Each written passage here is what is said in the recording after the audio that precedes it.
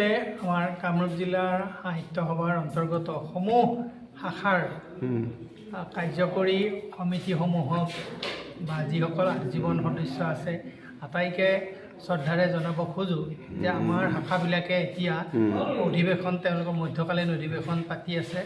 এই মধ্যকালীন অধিৱেশনবিলাকত যথেষ্ট সংখ্যক শাখাই খুব সুন্দৰকৈ বিভিন্ন কাৰ্যসূচীৰে তেওঁলোকৰ অধিৱেশন উদযাপন কৰিছে। কিন্তু দেখা যায় যে অলপ আমাৰ কাৰ্যনিৰ্বাহক সদস্যবিলাক শাখাৰে হওক বা আমাৰ জিলাৰে হওক যিসকলে পাৰে তেওঁলোকে উপস্থিত থাকিলে ভাল হয়, কিন্তু দেখা যায় যে বহু সময়ত তেওঁলোকৰ উপস্থিতিটো কম হয়। গতিকে মই শাখাসমূহক বিশেষভাৱে অনুৰোধ কৰিম যিসকল আজীৱন সদস্য আছে অন্ততঃ তেওঁলোকে আহি যদি সভাত যোগদান কৰে আৰু বিষয়ববীয়াসকলেও যদি সময়ত আহি পেলাই যদি যোগদান কৰে, সভাত উপস্থিত থাকে, আমি এটা পৰিৱেশ সৃষ্টি কৰা হ'ব। আৰু সাহিত্যৰ আন এটা নাম হৈছে সমাজক সচেতন কৰা। গতিকে এই কামটো আমি কৰিবৰ কাৰণে একগোট আমি হ'ব লাগিব। গতিকে আমি যদি কাৰ্যনিৰ্বাহকৰ মানুহখিনি লগ লাগিব পাৰোঁ তেতিয়াহ'লে নিশ্চিতভাৱে আমি সমাজখনক আগবঢ়াই নিয়াৰ যিবিলাক পৰিকল্পনা থাকে সেইখিনিত আমি আগবঢ়াই যাব পাৰিম আৰু নতুন কথা আমি নতুনকৈ চিন্তা কৰিব পাৰিম। গতিকে আমাৰ শাখাসমূহক সেইটো মই অনুৰোধ কৰিম। শাখা সভাসমূহৰ যিবিলাক আজীৱন সদস্য আছে, কাৰ্যকৰী কমিটিৰ যিবিলাক সদস্য আছে, সকলোকে অনুৰোধ কৰিম যে তেওঁলোকে যাতে এই সভা সমিতিবিলাকত অন্তৰেৰে অংশগ্ৰহণ কৰে। আপুনি কামৰূপ জিলা সাহিত্য সভাৰ সম্পাদক।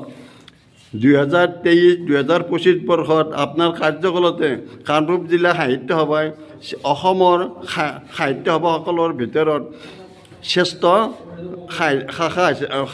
শ্ৰেষ্ঠ জিলা হিচাপত সন্মান লাভ কৰিছে আৰু আপুনি শ্ৰেষ্ঠ সম্পাদকৰ বঁটা লাভ কৰিছে। এই বিষয়ত আপুনি কি ক'ব? আচলতে এইবিলাক হ'ল কামৰ নমুনা। কাম কৰিলে তাৰ যিটো পুৰস্কাৰ পোৱা যায় ভাল লাগিছে। আমাৰ কামৰূপ জিলা সাহিত্য সভাৰ সভাপতি সম্পাদকৰ লগত উপসভাপতি আৰু কাৰ্যনিৰ্বাহক সদস্যখিনি আৰু আমাৰ শাখাসমূহৰ যি কৰ্মপদ্ধতি, যি কাম কাজ, সেই কাম কাজৰ খতিয়ানে আমাক কামৰূপ জিলা সাহিত্য সভালৈ গৌৰৱ কৰি আনিছে। আগৰ বছৰ সন্মান অটুট ৰখাৰ কাৰণে এইবেলি কি কাৰ্যসূচী হাতত লৈছে? আমি যোৱাবেলিৰ যিটো আমি অসম সাহিত্য সভাই আমাক শ্ৰেষ্ঠ সন্মান দিলে আৰু এইবেলিও আমি তাৰ ধাৰা অব্যাহত ৰখাৰ কাৰণে চেষ্টা কৰিছোঁ। এইকাৰণে যে আমি বিভিন্ন অনুষ্ঠান ইতিমধ্যে কৰিছোঁ। আমাৰ ইতিমধ্যে যোৱা 18 তাৰিখে আমাৰ 28 তাৰিখে আমাৰ ডিমুত আমাৰ বিশেষ বাৰ্ষিক অধিৱেশনখন হৈ গৈছে। আমি অসম সাহিত্য সভাৰ নিৰ্দেশনা মতে তাৰ কিছুদিন আগতে আমি আমাৰ অনুষ্ঠান সামৰণি মাৰিছোঁ। সমান্তৰালভাৱে আমাৰ অহা 17 জানুৱাৰীত অসম সাহিত্য সভাৰ কেন্দ্ৰীয় শিল্পী দিৱস বায়তা চাৰিআলিত হ'ব।